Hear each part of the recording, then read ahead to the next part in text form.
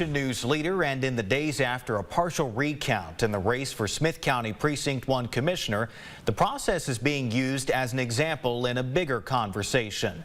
One about the accuracy and integrity of the voting system currently in place versus the process of hand counting ballots. Tonight we're taking a closer look. There wasn't a lot of likelihood that it was going to change the vote. From the start, Commissioner Pam Frederick was almost certain that a recount would show she still lost her seat to Christina Drury. And it did. But Frederick sees the recount she requested as an example of the accuracy of the voting process in Smith County.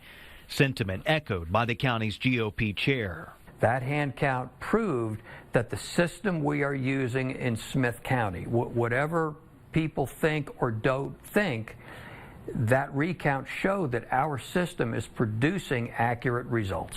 Smith County voters currently use these machines to make their choices. The machine then prints a paper ballot that can be reviewed before the voter feeds it into this machine for tabulation and storage. In the recount, which happened behind closed doors at the Cotton Belt building, 5 teams of 3 volunteers spent Tuesday hand counting ballots. A tedious process that included ballots sticking together and human error. Not with intent to harm, it was just human error, and by the late afternoon fatigue was setting in. People were getting tired, and emotions were getting a little edgy, and it just didn't seem to be an effective, modern, reasonable way to do what we need to do. I can't imagine doing that for an entire election. Your eyes start to see things out of just repetition. It's almost when you see an image, you see these games on the internet where you look at something and then you look away and you see the image projected. So you have to be careful of things like that.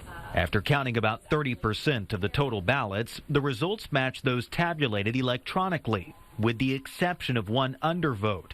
Someone who voted but not in this race, meaning it would not have affected the ultimate outcome. We had a target number. We knew what the machine said happened in each precinct and each voting location, so we were able to reconcile those numbers. Frederick called the recount early after it was clear the results would not only be confirmed, but that the process proved a point. What we learned was the machines didn't make a mistake, and so I think that was the most important lesson for the day. But the ultimate winner of this race argues the opposite, making a case for hand counting paper ballots, writing, contrasting Tuesday's recount process with an election day hand count, there would be no sorting or digging for certain ballots like a needle in a haystack. A normal hand count is just simply counting the races on all ballots that will be uniform at each voting location. She went on to say entire countries around the world hand count paper ballots on Election Day, with results shortly following the closing of polls. She said if the French can figure this out, I'm positive that Smith County can as well.